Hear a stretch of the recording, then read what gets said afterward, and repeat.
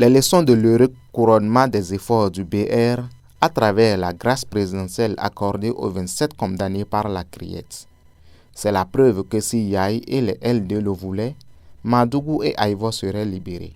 S'il est facile au président Patrice Talon et ses proches de dire que, par le principe de la séparation des pouvoirs, le chef de l'État n'a aucun pouvoir de décision sur le pouvoir judiciaire et qu'il ne peut mettre un terme au séjour carcéral d'un détenu, fût-il son parent ou son ennemi, et que, dans le meilleur des cas, cette possibilité relève de la demande exclusive des bénéficiaires par rapport à la loi en vigueur dans ce sens. Il est une évidence qu'à tout problème politique, il urge d'abord d'envisager une solution politique. C'est malheureusement ce que la famille LD n'est pas en train de comprendre si elle ne fait pas semblant de ne pas comprendre pour mieux garder ses camarades en prison comme des cautions politiques à leur rayonnement aux différentes élections. Sinon, que tout le monde sait comment ils doivent prendre le président Talon, le maître du moment, pour tout obtenir.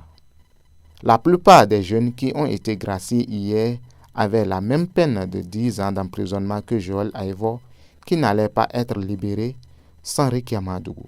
Donc, rien n'était impossible à ce niveau. Il suffisait juste de le vouloir. De vouloir les voir dehors, tout en courant le risque de perdre des jokers de campagne.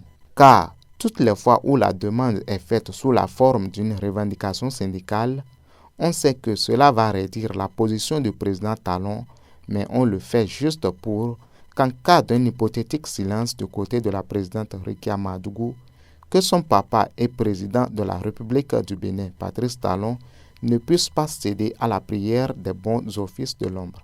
Car, en suppliant les enfants du Septentrion, les responsables du bloc républicain Abdoulaye Bio-Tchane, Robert Gbian, Samou Adambi, Rachid Gbadamassi, Charles Tokor et les autres, tous presque de la même zone, plaident pour leur sœur Ricky Madougou. Mais Boni Yaye et ses éléments du parti LD n'ont pas intérêt. Il faut que la présidente Ricky Madougou continue de leur servir de caution politique en prison pour engranger des voix. Et ça ne sera pas étonnant qu'il trouve bientôt quelque chose pour irriter le président Talon les tout prochains jours. Aboubakar Takou.